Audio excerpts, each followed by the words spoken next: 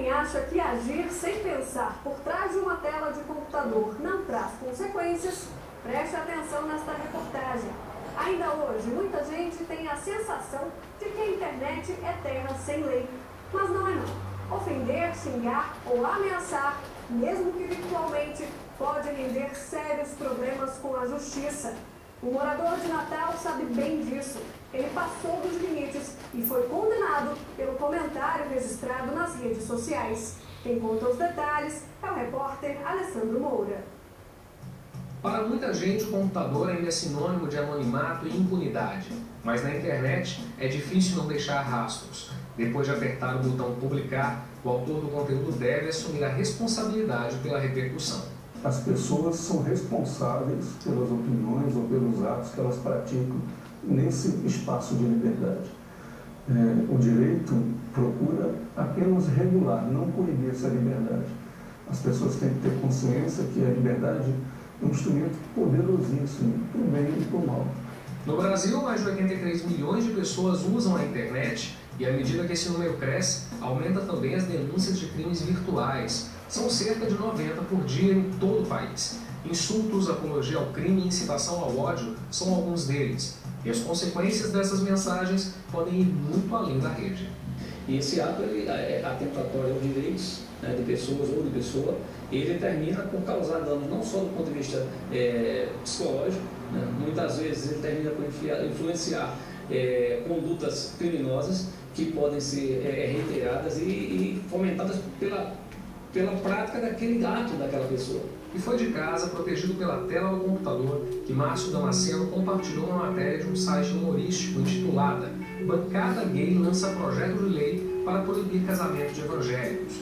Acreditando que fosse verdade, o internauta escreveu no próprio perfil.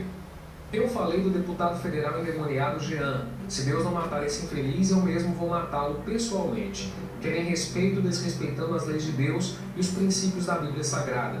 Mas, rapaz, quem vai virar homofóbico agora sou eu. Damasceno nem imaginou a repercussão que a mensagem teria. Chegou a apagar a publicação, mas já era tarde demais. O deputado federal Jean Willis já havia feito uma cópia e usou o material como prova nos tribunais. Eu errei sem menos ler ela toda.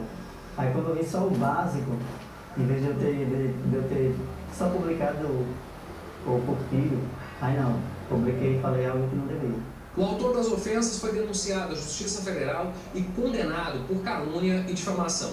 Mas ele não chegou nem perto da cadeia. Cumpre uma pena alternativa que mostrou ter um impacto muito mais forte do que o isolamento. Márcio Damasceno está no 3º mês de trabalho dos 8 que deverão ser prestados a essa ONG, dedicada a homossexuais em situação de risco. A Sociedade Terra Viva fica na cidade de São José de Mipibu, a 40 quilômetros de Natal. Márcio precisa vir 2 vezes por semana. Aqui ele faz de tudo um pouco. Limpa, organiza o bazar, cuida da biblioteca e atende gays, lésbicas, travestis e transexuais. Que a princípio o Márcio sentiu algumas dificuldades, né? Ao receber algumas pessoas, tanto que ele chegou para mim e perguntou: Conceição, como é que eu vou receber as pessoas que vêm aqui receber o preservativo, o gel lubrificante? E aí eu coloquei para ele com muita propriedade: você tem que recebê-los como ser humano, porque todos nós somos iguais e o respeito é fundamental. Márcio entendeu a mensagem. A diretora da instituição conta que hoje ele é um dos funcionários mais queridos por quem frequenta a casa. A ONG ajudou a organizar uma festa para crianças de baixa renda e ele fez questão de colaborar. Vestiu a fantasia se apresentando como palhaço. Eu já vejo ele com uma outra visão, tá? Eu já vejo o Márcio com outro pensamento e eu espero sinceramente que ele possa estar multiplicando esse pensamento, essas suas ideias, que possa estar repassando para outras pessoas, porque isso é importante, isso é que é o gratificante para todos nós. Para o juiz federal que analisou o caso e decidiu pela pena alternativa, a convivência com as diferenças é a melhor forma de combater o preconceito. O preconceito, né, vem de uma ideia anterior, o pré-conceito, a pré-ideia. O que se buscou ali é que a pessoa tivesse consciência dos atos que praticou e que com a convivência percebesse que aqueles preconceitos poderiam ser diminuídos com muita tranquilidade. O que a gente buscou é uma relação de naturalidade com as diferenças, né? E nada como conhecer melhor as outras pessoas para poder conviver com tranquilidade com as diferentes. Um convívio que tem ajudado o Márcio a repensar as próprias palavras. Vou ser sério, antes eu agia sem pensar. Hoje, depois desse ato, eu penso muito antes. 2 vezes ou até 3 do que eu publicar ou falar. Eu acho que foi uma ótima decisão pela justiça, porque assim, se a justiça sempre agisse assim, todos nós aprenderíamos cada vez mais assim, e não só no Facebook, mas no dia a dia mesmo. A gente pensaria mais no que vai falar, no que vai dizer, para não ofender ao seu próximo. E ele já avisou, vai continuar ajudando a instituição mesmo depois que a pena for cumprida.